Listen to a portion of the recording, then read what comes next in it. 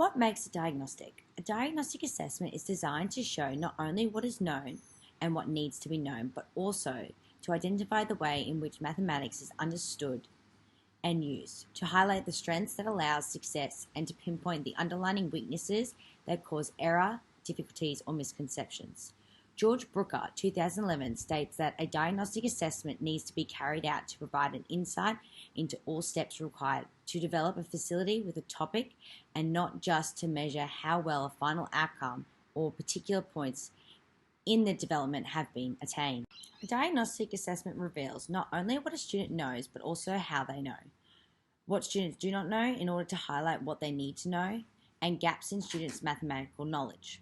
So why diagnose a student's difficulties in mathematics? Well, mathematics is one of the subjects that receives the most negative responses because it is difficult or boring for students. Therefore, it is important for teachers to assess students' mathematical skills to prevent this and support further students' development. In saying this, a diagnostic's primary task is to identify the difficulties encountered by students and then to use this information to develop redeemable procedures to overcome these difficulties. George Brooker, 2011, argues that focusing on problem meanings and discussing what needs to be done helps build perseverance, which goes hand in hand with overcoming and often preventing many of the likely difficulties in math. Jonathan Bendifer, 2017, states the diagnosis should be made to discover the reasons behind the lack of interest of students in mathematics.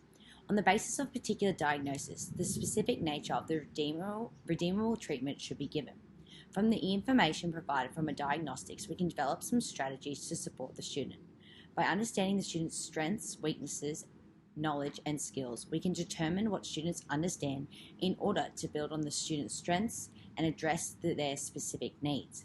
We can inform the student frequently by means of charts, graphs of their progression they are making, see that the exercise engaged in is satisfying, so we can make some basic goals for the student, supply a variety of exercises and activities so that the work will not become repetitive, and frequently commune the student for their responses to their work or the problem. This will help the student to follow the same procedure. So how will I plan for addressing a student's difficulties? To evaluate a student's difficulties, I will need to examine the student's learning data to increase my understanding of the student's specific needs and context. It is key to start off by taking observations where you will focus on individual students and their behaviour to try to determine thinking and understanding of the specific concepts and processes. By continuing with these observations, they will lead to assumptions about a student's understanding and the progress of a class as a whole, reflecting a teacher's knowledge of both the underlying mathematical ideas and experience with a range of children in similar situations.